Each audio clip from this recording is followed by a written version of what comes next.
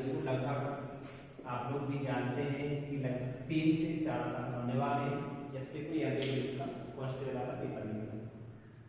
अब इतने टाइम बाद जो पेपर हो रहा है, बच्चों की संख्या बढ़ती जा रही है, आप भी जानते हैं। अब आपको इस संख्या के बीच में क्वालिफाई कैसे करेंगे एमपी पुलिस, इसके लिए आपको एक बहुत अच्छी खुशखबरी देने वाला हूँ कि आपको जो है 80+ नंबर कैसे लाए।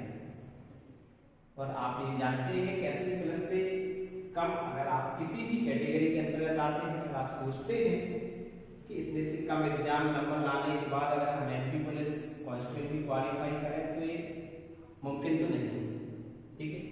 अगर आप जनरल कैटेगरी से हैं तो आपको 80+ नंबर से कम लाने की आवश्यकता नहीं है, चाहे पेपर आपका इतना मॉडरेट भी रहे या कठिन भी रहे, इतना तो नॉर्मल सा नंबर है। अब बात करते हैं ओबीसी, तो ओबीसी में खास ज्यादा फर्क इससे पहले जो एग्जाम हुए 2016 और 17 में उसकी ये बात करेंगे। तो फिलहाल अभी आप देखते हैं कि 2017 और 16 में जो एग्जाम हुए उन दोनों एग्जामों में ओबीसी का लगभग 75 के आसपास एवरेज प्लस माइनस 1 नंबर हो सकता है, तो के आसपास ओबीसी का लगभग कट ऑफ रहा है। अब इन दोनों नंबरों के बीच में अब आप देखते हैं एससी की, तो एससी का भी लगभग 72+ के आसपास रहा, एसटी का ये रहा कि कम है 65 नंबर के आसपास, उनका भी सिलेक्शन हुआ। अब इतने नंबर तब आए हैं बच्चों की जब कट ऑफ रहा जब जो संख्या वैकेंसी की लगभग 16,000 और 2017 में देखें तो 14,000 कुछ प्लस वैकेंसी के आसपास थी, तब इनका कट ऑफ रहा है। अब इस बार तो वैकेंसी 4,000 मान लीजिए 4,500 भी, अब इन वैकेंसियों के आधार पे अब आप देख रहे हैं 4 साल से पेपर लेगा, बच्चे तैयारी करने के लिए लगे हुए। कल शाम जो एडमिट कार्ड जारी हुए तो उनकी लगभग 5 से 5:30 बजे का टाइम था। अब एग्जाम से 8 दिन पहले एडमिट कार्ड आते हैं। अब बच्चों आपके लिए ज्यादा टाइम तो नहीं बचा है, जिनका पेपर एक एवरेज समझ लीजिए कि 8 जनवरी से स्टार्ट, 8 जनवरी 2022 से लगभग 1 महीने के आसपास पेपर चलता भी है, तो 8 से 10 फरवरी तक पेपर चलेगा 2022। तो 1 महीने का टाइम है। अब आपका पता चले किसी का स्टार्टिंग में हो जाता है, किसी का लास्ट में जाता है, तो वो डिपेंड करता है कि आपका किस हिसाब से जो है हो सकता है कि एक रजिस्ट्रेशन नंबर से आए हो, अल्फाबेट क्रम से भी आ सकते हैं। तो आपको टाइम कम बचा है, उस टाइम के हिसाब से तैयारी कैसे करें वो हम आपको आज जानकारी देने वाले हैं कि आप किस प्रकार से 80+ अपने कैटेगरी नंबर लाएंगे। और 80 से 85 के बीच में अगर आपको नंबर नहीं आते हैं तो आप क्वालिफाई करने में हमें लगता है इससे कम मेरिट जाने की संभावना है। अगर आपका रनिंग के लिए बुला भी लिया जाएगा तो फाइनल मेरिट में आप पास हो जाएंगे, तो आपको 80+ नंबर तो चाहिए। अब बात करते हैं 2022 में पेपर होने वाला है। 2022 के पेपर में कट ऑफ के हिसाब से आप किस प्रकार से तैयारी करें, किस प्रकार से सिलेबस का डिवाइडेशन करें। तो आपको बताते हैं कि जो आपका सब्जेक्ट आना है इसमें सब्जेक्टों की संख्या है 4। कितनी संख्या आनी 4। जैसे एक तो आपका मैथ हुआ, दूसरा मैथ के बाद जो आपका सब्जेक्ट है वो दूसरा आपका रीजनिंग, तीसरा जो सब्जेक्ट है वो हुआ साइंस, चौथा सब्जेक्ट हुआ वो जीके वाला पार्ट है। इसमें एमपी और भारत का दोनों जो है आते हैं, इंडिया का भी काफी 2016-17 के अगर आपने पेपर में उठा के देखेंगे तो 2016-17 में काफी भारत का जीके रहा है, और इसमें खासकर एमपी का जीके भी रहा है, लेकिन कुछ इतना खास नहीं। 4 क्वेश्चन 5 क्वेश्चन उसके अंतर्गत 10 क्वेश्चन तो भारत के जीके के निकल गया है। जीके की संख्या में आपको अब देखें कि जो मैथ का जो टॉपिक है वो मैथ के टॉपिकों की संख्या में काफी वृद्धि हुई है। और वृद्धि की अगर अपन बात करें तो मैथ के टॉपिक जो पहले था वो एक मॉडरेट टॉपिक आते थे, साधारण मैथ उठा लिया सरलीकरण तक का से स्टार्ट होके और सब्जेक्टिव या साधारण मैथ तक एक टॉपिक आते थे। अब एडवांस भी मैथ आ रहे हैं 2016-17 में, अगर जिस हिसाब से पेपर देखें तो काफी एडवांस मैथ रहा है। तो आपके 2 सब्जेक्ट मैथ रीजनिंग ऐसा है जिसमें जो आपका एवरेजिंग अगर इनकी बात करें तो 60 से एक 60 नहीं ज्यादा तो 62-65 क्वेश्चन रहे हैं, 65 से 70 क्वेश्चन तो सिर्फ आपके इन दोनों सब्जेक्टों से आना है, 65 से 70 के बीच में प्लस माइनस हो सकता है 2 क्वेश्चन, इतने मैथ रीजनिंग के टॉपिक से आना ही आना है। बाकी 10 से 15 क्वेश्चन की प्लस माइनस रह सकता है, इनके बीच में आपका साइंस का पार्ट आना है। बाकी शेष पार्ट आपका जीके का रह सकता है, जितना बच जाए 12, 15, 16 एक प्लस माइनस हो सकते हैं। तो आपका जो 2016-17 के अगर साइंस की बात करें, उससे पहले की साइंस की अगर बात करें तो साइंस आप कितना ही डीपली पढ़ लीजिए, साइंस के क्वेश्चन आप 7 से 8 क्वेश्चन कर पा रहे हैं, बाकी बच्चों को समझ में नहीं आ रहा कि इसको कुछ चलते रहे कितना डीपली साइंस का सिलेबस आ रहा है।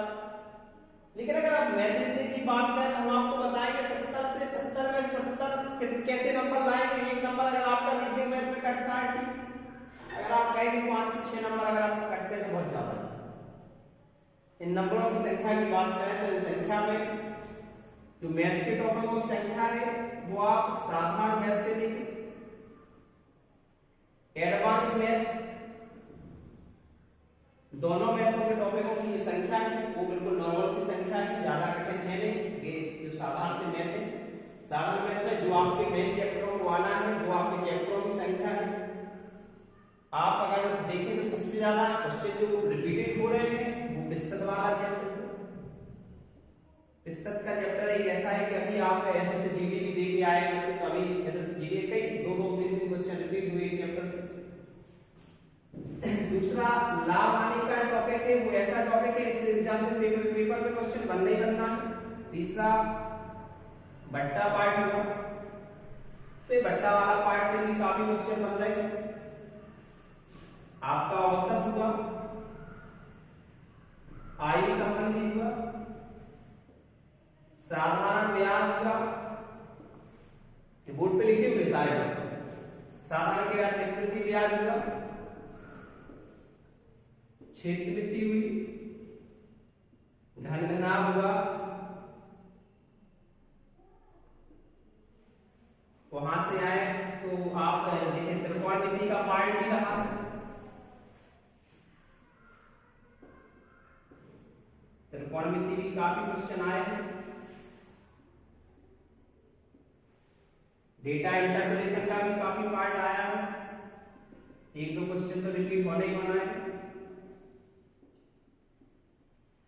और घातांक आइडिया का रहा, तो सारे टॉपिक का एक जो आप टॉपिक वाइज उठाए तो ज्यादा क्वेश्चन नहीं है। मैथ के लगभग 20 से 30 लगभग 35 क्वेश्चन तक मैथ के क्वेश्चन आते हैं, तो इनसे सारे चैप्टरों से 1-2 क्वेश्चन ही बनते हैं। सैलरी कार्ड, तो सैलरी कार्ड जो वाला पार्ट है, सैलरी कार्ड से काफी क्वेश्चन रिपीट होते हैं।